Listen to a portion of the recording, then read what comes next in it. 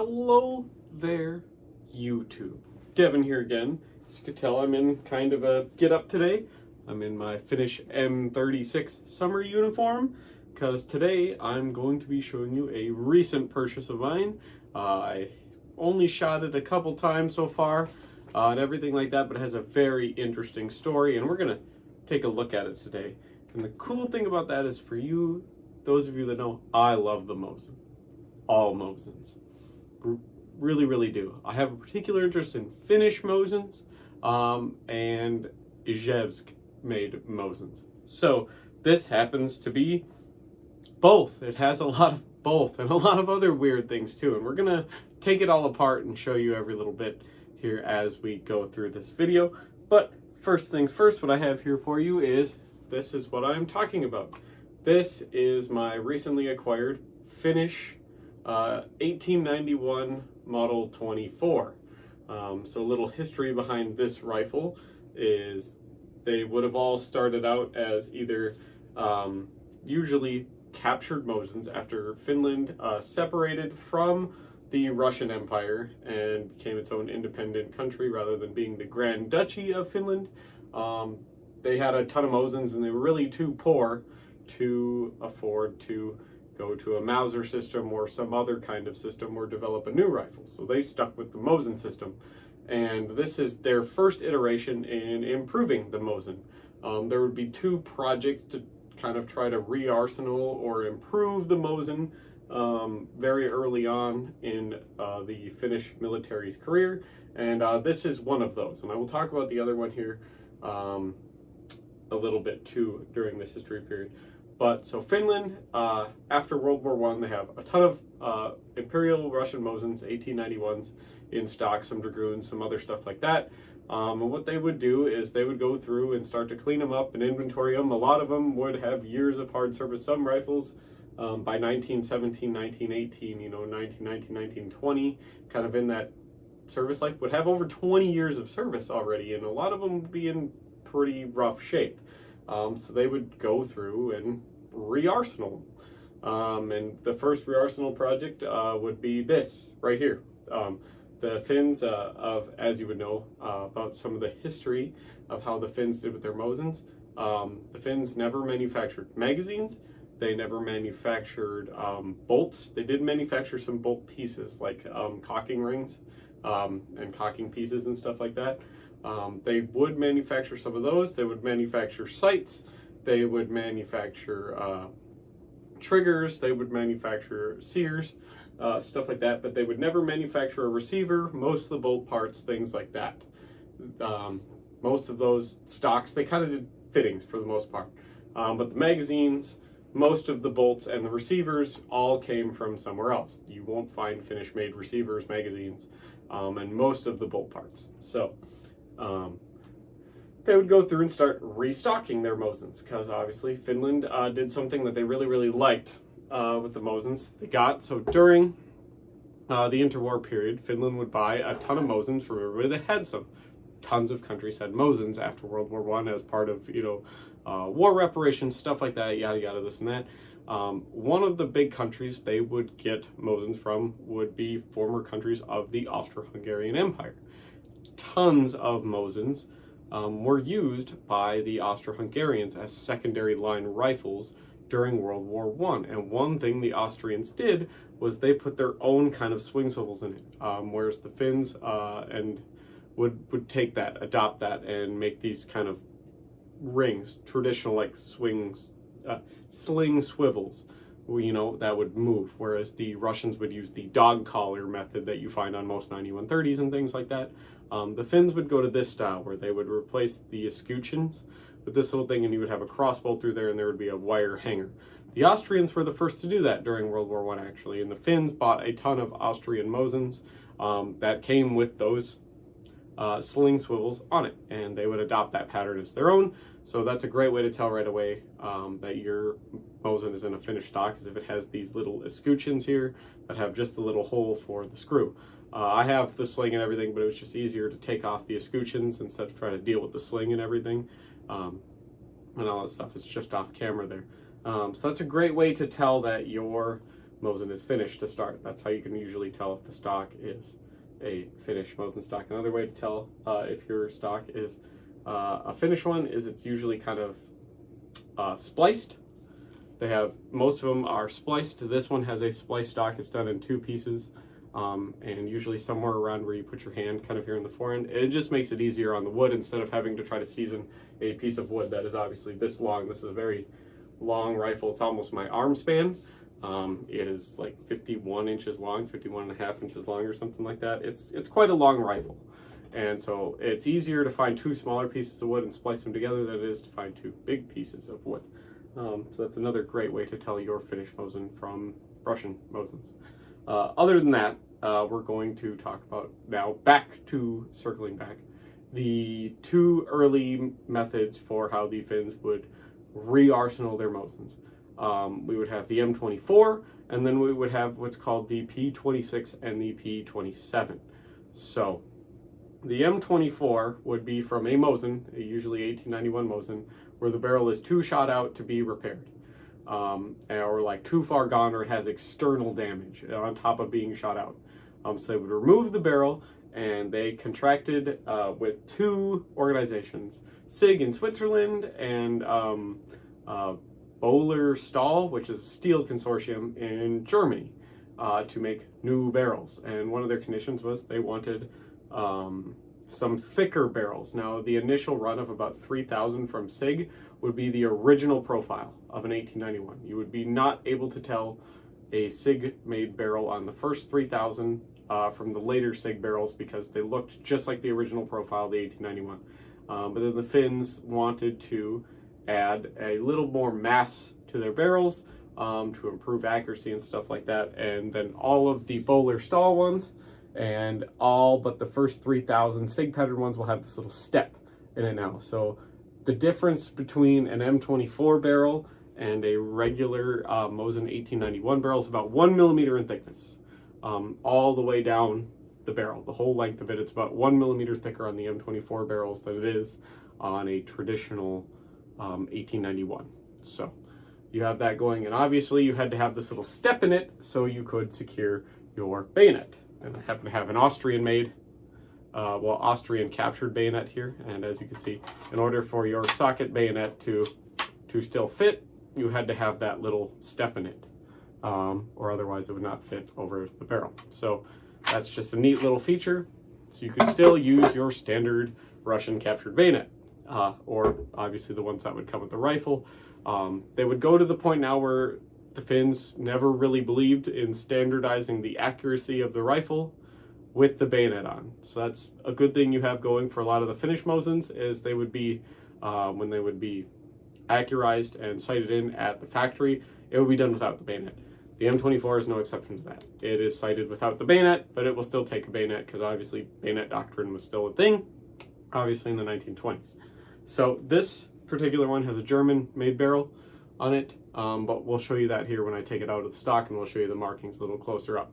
The second thing would be where you have the P26 and the P27 Mosins. Some of you can find model 1891 Mosins from Finland, and on your barrel shank it will say P26 or P27.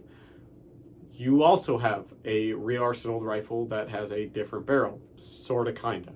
They would borrow something from the Italians called the Salerno method, where they would reline barrels. And now the Salerno method was normally where you take all these big heavy black powder rifles, you know, and stuff from that day, these big bore rifles, and you would put a rod down the barrel, you would sleeve it, and you would drill it for a smaller caliber. So the only reason it worked, and the reason the Finns had to come up with a new round, which would be the 7.62 by 53R, was because of that. You can't really Salerno method a barrel with very well, anyways, going to the same caliber. So most Russian Mosins had wide tolerances for bores, usually anything from 310 to 314 in diameter. So 0.310 and 0.314 would be their bore diameter. They would obviously have to standardize on a smaller round, so the Finnish 7.62 by 53R is actually 308 to 309 diameter. That's kind of their standard with most Russian Mosins, 1891s anyways, being usually 311 and 312, and then obviously you can get kind of 310 on the lower spectrum and 314 on the higher spectrum, but most of them are going to be around 311 to 312. So they would Salerno those barrels, they would bore them out, put a steel rod down the barrel, heat it up again to heat weld it together, and then they would drill out new rifling slightly smaller to 308 diameter, which seemed to work, and that's how you get your P26 and P27 Mosins. These would serve for a long time. The M24s in particular, in order to raise the money, these are often referred to as the Lata rifle. There's a long, complicated name for the Finnish Women's Auxiliary Corps. They would raise money to buy these barrels, and they made quite a lot of them. I think it was somewhere around 100,000, give or take, because it's hard to tell. There's a lot of the documentation missed, so a lot of stuff is kind of approximate. I've seen numbers as low as 90,000, numbers as high as 130,000 of these would be made. That's not too many, especially surviving a world war, so they would make a pretty decent amount of these. There's a pretty good amount of these rifles around. Or maybe I'm confusing that. Maybe it was only like 20 or 30,000 of these rifles were ever made. But they would go far, all the way through World War II, and then obviously they would be gradually phased out of service after World War II by, for the M39 would become the standard after World War II. But the M24 was a Civil Guard design rifle. You would see a lot of the Army rifles be the P26s and P27s. Civil Guard rifles could also be P26s or P27s, Salerno barrel 1891 Mosins, but the M24 was a Civil Guard rifle. This one happens to be particularly an Army rifle because the Civil Guard was obviously disbanded in 1944, and pretty much all of their rifle inventory transferred over to the Army. So this indeed has the SA stamp. I will show you that when we get a little closer. But this rifle was also probably damaged at some point during World War II or during the Winter War or something like that, because it has some kind of weird parts. It has some Russian post-1928 parts on it. It has some parts from newer models of Finnish Mosins on it as well, so I'm guessing it took some battle damage or something, and they just slapped some parts on it to get it to work. So that is kind of interesting that it has got all these cool little neat features to it. So what I'm going to do is I will take this thing out of the stock. We're going to go over some of the markings, some of the other improvements and everything like that all close up, and we will come back here shortly. Alrighty, so we're here back now. Table. I got my 3 parts that have a lot of interesting markings and features on them for this M24 rifle that was either made in 1924 or 1925. I shouldn't say made, but assembled. The first thing we're going to take a look at here is the magazine. You could tell this is a later pattern magazine. It is really hard to tell on some of them, but a lot of these Mosin magazines, the older ones, will have rivets. They were held in place with 3 rivets. They were polished. You can see them in the front and the back usually. On both sides, these kind of rivets, they would have been blued over, but you could still see them usually if you look hard enough. This one does not have that, so that means this is a later magazine. The floor plate does not match the rifle at all. The magazine is not serialized to the rifle either. None of these parts are serialized. It's before the Finns started giving a crap about that.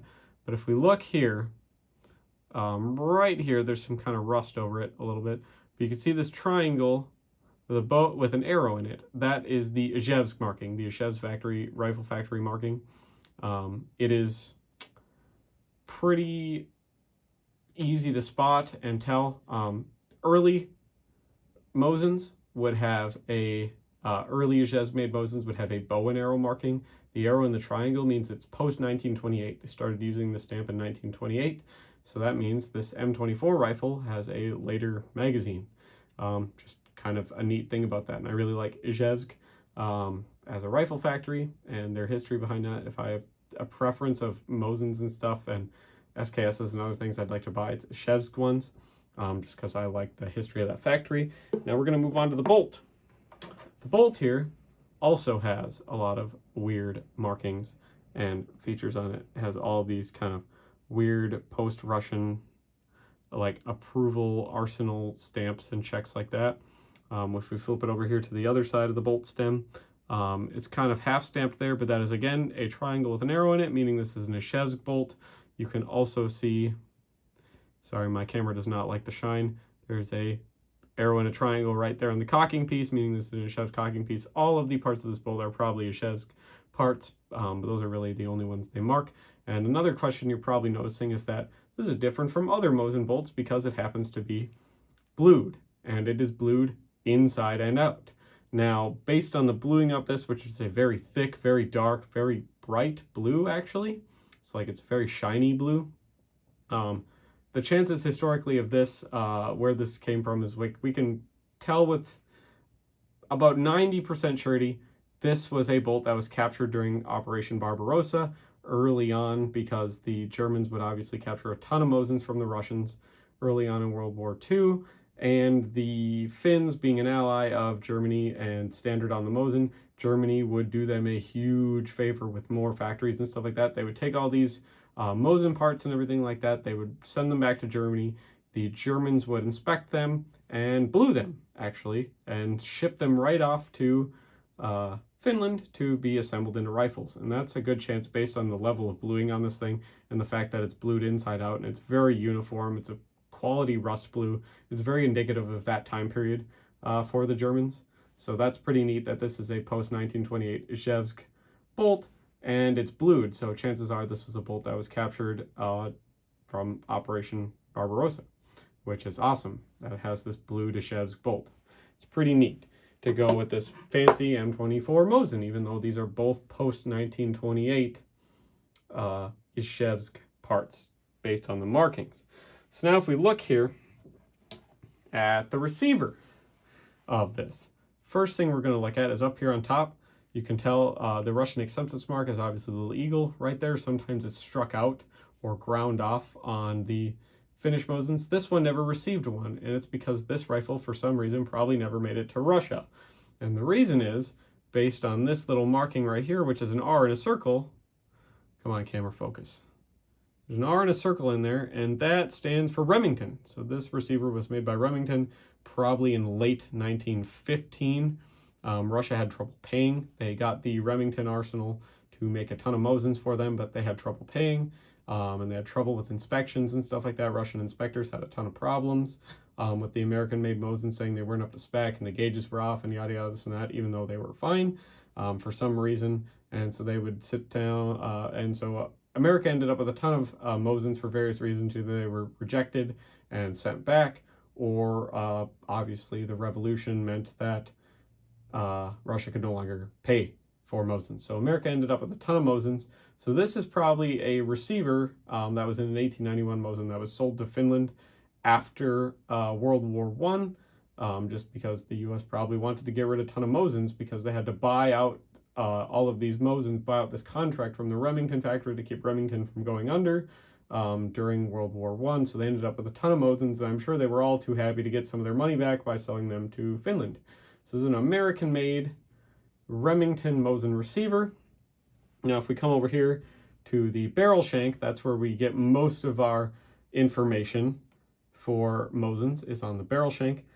This one has an arsenal number on it. It's not like a serial number that was crossed out or anything like that. That crossed out number is a Finnish Civil Guard arsenal number. It's not a percentage or anything like that, or a serial number.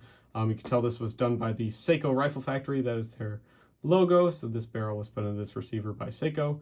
It has a Ball D upgrade. Ball D means this initially would have probably had a B-rated barrel, which would have been the 7.62x53, which has a 308 diameter bullet.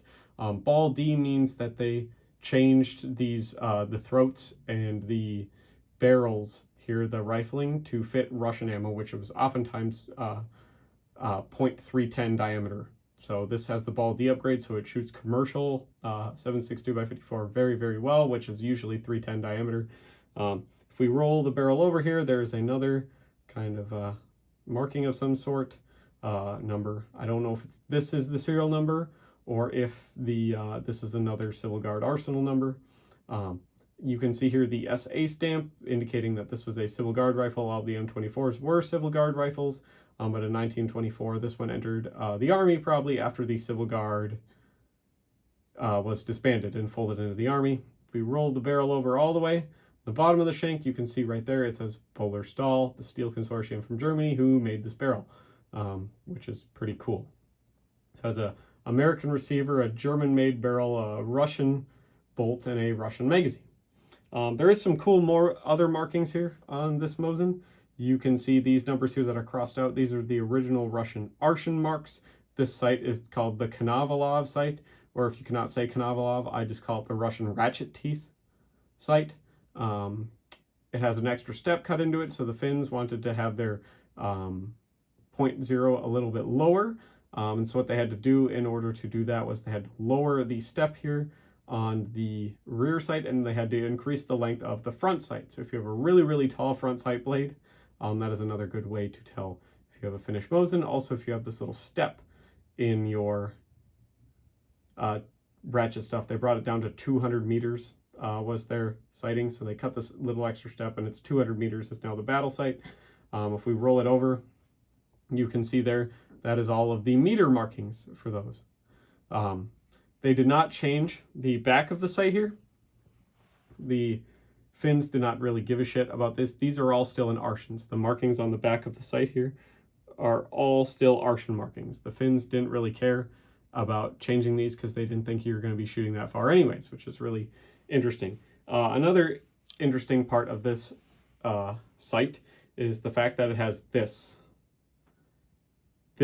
leaf on the front sight, the notch and stuff. So this is from an M27 Finnish Mosin, which is once again a later Finnish Mosin, indicating this thing probably had a damaged sight at some point, and so they put the new leaf from an M27 that was also damaged on there, threw this together. So the M27 sight, they added these little feet to the side of the slider to help stabilize the sight. The original Konovalov sight does not have these little feet. It just has the little buttons to adjust it.